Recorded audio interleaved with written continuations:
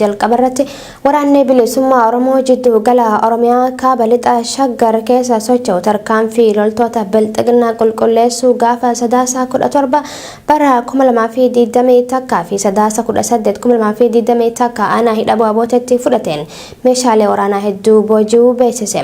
Lola gaggeeffameenis inspektaroota murna bilxiginaa hawaasa naannichaa dararaa turan dabalatee waraana bilxiginaa hedduu du'aan adabuu meeshaa waraanaa hedduus hiikkatuun mirkanaa'ee jira. Gabaasa dabalataa Muhammad Fantaalleetu isiniif dhiyeessa. Waraanni bilisummaa Oromoo giddugala Oromiyaa kaaba lixa shaggar keessa sossoo'u tarkaanfii loltoota bilxiginaa qulqulleessuu gaafa sadaasa 17 bara 2021 fi sadaasa 18 bara 2021 aanaa hidhabuu abooteetti fudhateen meeshaalee waraanaa hedduu booji'uu beeksise. Lola gaafa sadaasa 17 bara 2021tiin waraanni bilisummaa Oromoo zoonii giddugaleessaa humnoota sirnaa aangorra jiru tiksan irraa kilaashii 27 hiikkachuun galii qabsoo bilisummaa Oromootiif oolchee jiraachuun ibsame. Lola jabaa gaafa sadaasa 18 bara 2021 gaggeeffameen waraanni bilisummaa Oromoo godina Shawaa kaabaa aanaa hidhabuu abooteem ganda amummaa machaaraa bakka dhangaggoo jedhamutti inspektaroota murna bilxiginaa hawaasa naannichaa dararaa turan dabalateem waraana bilxiginaa hedduu du'aan adabuu odeessi dirree qabsoorraa nu dhaqqabe ni mul'isa. Aanaa kuyyuu magaalaa Garba Gurraachattis waraana sirnichaa nama hidharraa baasee ajjeesu dabalateem humna bilxiginaa tiksurratti tarkaanfiin fudhatamuun ibsamee jira. Lola kanaanis loltoota bilxiginaa 53 inspektar Mokonnon jedhamu kan hawaasa Oromoo naannichaa dararaa ture waliin du'aan yoo adabu 35 ol madeesseem lama immoo booji'ee jiraachuutu addeeffame. Gaba meeshaatiin BKM tokko Sniperii lamam kilaashii H28 hidhannoo guutuu waliin raadiyoo kool tokkoo fi meeshaalee biroo booji'uun galii qabsoo bilisummaa Oromootiif oolchuun waraana bilxiginaa magaalaa Aanichaam ejereetti dachaate tarkaanfii xumuraaf waraanni bilisummaa Oromoo marsee jiraachuutu himame. Gaafuma sadaasa 18 bara 2021 waraanni bilisummaa Oromoo aanaa dagam gandaleemman qarree kooraa galgala kaampii loltoota gabroonfataa seenuun dhukkaasa baniin loltoota bilxiginaa 11 ajjeesee 7 madeessuun tokko ammoo booji'ee jira. Gama meeshaan kilaashii AKM 10 hidhannoo guutuu waliin booji'uun dantaa galii qabsoo bilisummaa Oromootiif oolchee jiraachuu odeeffannoon dirree lolarraa OMN dhaqqabe ni mul'ifti. Tarkaanfii wal fakkaatuun aanaa kuyyuu magaalaa Gabra Gurraacham tarkaanfii ilaalessaa kaampii poolisaa irratti fudhateen dhiiga qeerroo fi qarree Oromoo dhangalaasaa warreen bahan inspektar Abbabee Tafarraa fi inspektar Darajjee namoota jedhan dabalatee loltoota bilxiginaa 17 ajjeesee sagal madoon adabuu meeshaalee hiikkatee jiraachuu OMN odeeffatee jira.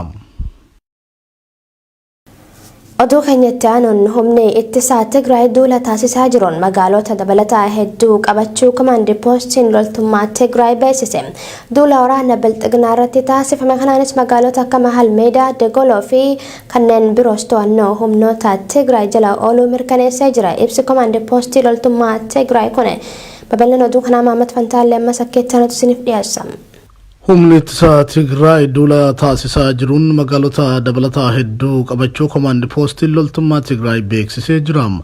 Aanota Walloo gama lixaa fi Shawaa kaabaa naannoo Amaaratti humnoota bilxiginaa haleeluudhaan injifannoo gonfachuu isaa kan ibsi injifannoo komaand poostii loltummaa Tigraay. Imala isaa kallattii kibbaa fi kibba lixaatiin gara Finfinneetti taasisaa jiru milkiin itti fufee akka jirus mirkaneessee jira.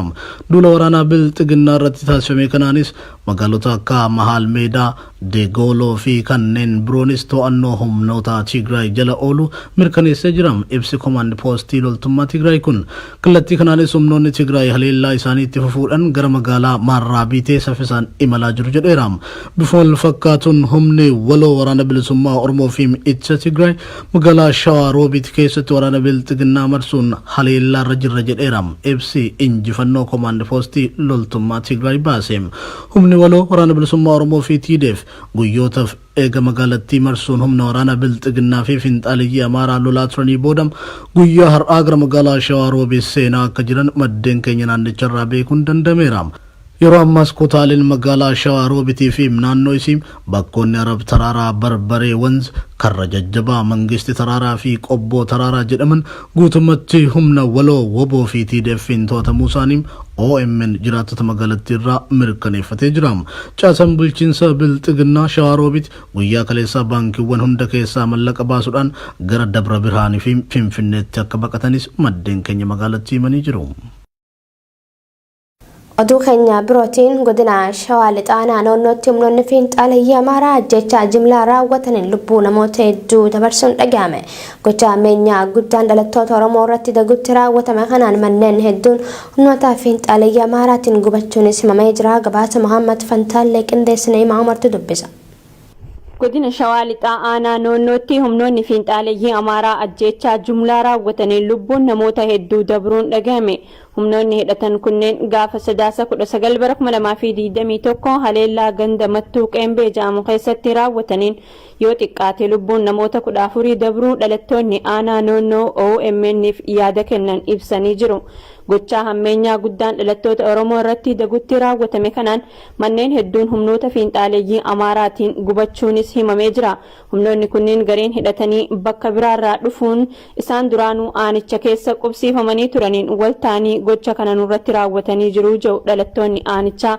Yeroo gochi kun raawwatamutti humni nageenyaa mootummaa garas jiru ummanni akka ofirraa hin ittifneef dhalattoota Oromoo irratti roorrisuu bira dabree gocha kana dhaabsisuuf tarkaanfii fudhate kan hin jirre ta'uu maddeen odeeffannoo keenya nuuf ibsanii jiru. Gochi kun raawwatamuun dura dhalattoota Oromoo garas jiraatan irraa hidhannoon hiikamee jira jedhani. Gocha fiinxaaleeyyiin Amaaraa kaleessa ganama naannoo sa'aatii 2:00 raawwachuun isaanii himameen namoonni rasaasni itti roobsamee ajjeefaman keessaa 5 miseensa maatii tokko ta'uu fi martuu boolla tokkotti kan awwaalaman ta'us OMN odeeffatee jira. Yeroo ammaa ummanni gandoota aanaa naannoo Mattuu Sillaasee, Biloo Aabboo, Mattuu Aabboo, Tulluu Silmii, Biloo Waayyuu, Taltallee fi Beerree jaaman keessa jiraatus rakkoo guddaa keessa jiru jedhu dhalattoonni aanichaa. Ummanni mana isaa dhiisee bosonatti baqachuuf dirqamee jira. Manneen gubataa jiru, tajaajilli bilbilaa fi intarneetii cufamee waan jiruuf nama jiruu fi kan du'ellee adda baasnee beekuu hin dandeenye jedhani. Haalichi hammaataa ta'uu ibsuun gaagaamni caalu akka hin mudanneef birmannaan hatattamaa ummata rakkoo keessa jiruuf taasifamuu akka qabus gaafatanii jiru. Humnoonni fiinxaaleeyyii Amaaraa godina Wallagga Bahaa aanaa Kiiramuttis gocha wal fakkaatu raawwachuun namoota nagaa hedduu ajjeesan qe'ee dhalattoota Oromoo hedduu barbadeessuun gandoota aanichaa 10 ta'an qabatanii jiraachuus OMN gabaasuun ni yaadatama. Sirni aangorra jiru gochaa humnoota kanneen raawwatamu dhaabsisuuf yaalii taasisuu tokkollee kan hin jirre ta'uun itti fufiinsaan lubbuu namaa akka gaaga'amu taasisee jira. Oduu wal fakkaatuun Wallagga Lixaatti dargaggoonni 4 waraana Abiy Ahmadiin ajjeefamani. Dargaggoonni ajjeefaman kunneen Waggaarii Guddinaa Maashoo Malaakuu Baaruu Dhufeeraa fi Abdiisaa Lammeessaati. Dargaggoota ajjeefaman kana keessa barattoonni yuunivarsiitii irraa eebbifamanii hojii barbaadaa jiranis keessa jiraachuutu himama. Gabaasni kun akka itti aanutti isiniif dhiyaata. Wallagga Lixaa aanaa Laaloo Asabii ganda baadiyyaa Arroojii Jaamuu keessatti waraanni Bilxiginnaa dargaggoota 4 bakka tokkotti ajjeesuun dhaga'ame. Ajjechaan suukanneessaan kun kaleessa sadaasa 19 bara 2020 akka ganama keessa toora sa'aatii 2tti kan raawwatame wayita ta'uu dargaggoonni ajjeefaman 2 jiraattota aanaa Laaloo Asabii ganda Arroojii yoo ta'an 2 ammoo jiraattota aanaa Gimbii ganda Suphee Ujukaa kan jedhamanidha. Dargaggoonni ajjeefaman namoota nagaa siyaasaa kamuu keessaa qooda hin qabnedha. Akkanumaan daandiirraa qabamanii ajjeefamanii jiru jiraattonni garasii dubbifne. Dargaggoonni kunneen mana obbo Mitikuu Kitilaa jedhamu waraanni Abiy ibidda itti qabsiisee gubaa wayita turetti daandiirraa itti goranii ibidda dhaamsaa turani. San booda humnoonni kunneen dargaggoota kanneen akka ajjeesanidha odeeffanne. Waraanni Bilxiginnaa maqaa duula shanee balleessuu jedhuun naannoo san keessa socho'aa kan turan yoo ta'u mana jiraattota gubaa turus maddeen keenya himanii jiru. dargaggoota nagaa qe'ee ofii keessa jiraatan rasaasaan ajjeesanii deeman kan jiru madda keenya kuni naannichatti ajjeechaa fi reebicha akkasumas hidhaan humnoota mootummaatiin uummata irratti raawwachaa jiru kun kan daangaa dabreedha jechuun dubbata. Dargaggoonni ajjeefaman kunneen Waaggaarii Guddina, Maashoo Malaakuu, Baaruu Dhufeeraa fi Abdiisaa Lammeessaa kan jedhaman ta'uu madda keenya himee jira. Dargaggoota ajjeefaman kana keessaa barattoonni yuunivarsiitii eebbifamanii hojii barbaachaa jiranis jiraachuu dubbata. Ajjechaa suukanneessaa kanaan gandattii rifaatuu keessatti kuftee jirti kan jiru namni OMN dubbise. Humnoonni Bilxiginnaa erga ajjeesanii booda dogongoraan ajjeesuu maatitti himanii ija. Jiraattota gandichaa kanneen ilmoon namaa dogongoraan ajjeefamuu hin qabu jedhan baay'inaan 10 ol ta'an ammoo konkolaataadhaan waajjira nageenyaatti fe'amanii waajjira poolisii aanaa fi gandatti hidhamuu isaanii Oromiyaa Miidiyaa Neetwork odeeffatee jira. Kiiramuu keessattis gochi kanaan dura raawwatamaa jiru cimee itti fufeeti jira. Barreessaa fi qondaala adda bilisummaa Oromoo obbo Yaasoo Kabbabaa dabalatee namoonni kanneen biroo hedduun Finfinnee keessaa humnoota mootummaatiin butaman. Maqaa labsii yeroo muddamaatiin Oromoonni butamaa jiran kunneen eessatti akka isaan hidhamanii fi haala kamirra akka isaan jiran wanti beekamaa ta'e jiraachuu dhabuu miseensi maatii hidhamtoota kanneen OMN itti himanii jiru dabalata qabna. Barreessaa fi qondaala adda bilisummaa Oromoo obbo Yaasoo Kabbabaa dabalatee namoonni kan biroo hedduun Finfinnee keessaa humnoota mootummaatiin butamuu isaanii OMN odeeffate. Barreessaa Yaasoo Kabbabaa ajjeefamuu artistaa Haacaaluu Hundeessaa booda sabboontoota Oromoo hidhamanii turan keessaa tokko yoo ta'u, ji'a muraasa dura hiikamus ammas yeroo lammataaf mana jireenyaa isaa keessaa poolisiidhaan qabamu maddi keenya OMN itti himee jira. Magaalaa Finfinnee keessatti sabboontoonni danuun butamanii hidhamaa jiraachuu yeroo garagaraatti gabaasaa turuun keenya kan yaadatamu yoo ta'u, erga labsiin yeroo muddamaa labsame as shamarran osoo hin hafin dargaggoon Oromoo mana jireenyaa fi bakka hojiitti butamaa jiran jechuudhaan maddi keenya OMN itti himee jira. Guyyoota muraasa asitti obbo Masfin Ittanaa, Daani'el Ayyaanaa, Yaasoo Kabbabaa, Caaltuu Asfaw, Bilisummaa Mangashaa, Maarqos Gannatii, obbo Nugusee Tufaa, obbo Abdataa Hundeessaa fi Shaalloo Nadhii kan butaman yoo ta'u, miseensota maatii tokko keessaa ammoo Baddiluu Hundeessaa, Hawwii Baddiluu, Ayyaantuu Baddiluu humnoota mootummaatiin ukkaanfamuu isaanii maatiin OMN itti himanii jiru. Namoota maqaan isaanii heeraman kunneen warra maqaan isaanii beekamuu fi kanneen OMN madda isaa argate qofa wayita ta'u, torbaan tokko asitti magaalaa Finfinnee keessatti afaan Oromoo dubbachuu fi Oromoo ta'uu isaanii qofaaf namoonni danuun butamanii hidhamaa jiraachuu maddi keenya OMN dubbise mirkaneessee jira. Maqaa labsii yeroo muddamaatiin Oromootni butamaa jiran kunneen eessatti akka hidhamanii fi haala kamirra akka isaan jiran wanti beekamaa ta'e jiraachuu dhabuu miseensi maatii hidhamtoota OMN dubbise himanii jiru. Yeroo ammaa kanatti magaalaa Finfinnee keessatti hidhaa fi sakatta'iinsi hammaachuu faana dha'uun sabboontoonni Oromoo dararamaa jiraachuu akkasumas ammoo kanneen humnoota mootummaatiin butaman bakki isaan geeffaman wallaalamuun yaaddoo ta'uu miseensonni maatii ni dubbatu. Gaazexeessitoonni Oromiyaa Niiws Neetwork Finfinneetti humnoota Bilxiginnaatiin ukkaanfaman. Gaazexeessitoota idilee televezyiinii Oromiyaa Niiws Neetwork kan ta'an Biqilaa Amanuu fi Dachaasaa Wiirtuu guyyaa kaleessa magaalaa Finfinnee keessatti ukkaanfamuun qabamuu isaanii maddeen keenya OMN itti himanii jiru. Gaazexeessitoota idilee Oromiyaa Niiws Neetwork ta'uun tajaajilaa turan namoonni lamaan kunneen sababa maaliif akka qabaman hamma ammaatti wanti beekame jiraachuu baatus maqaa labsii yeroo muddamaa jiruun hidhaan jumlaa Oromoota Finfinnee jiraatan irratti raawwatamaa jiraachuu gabaasuun keenya kan yaadatamudha.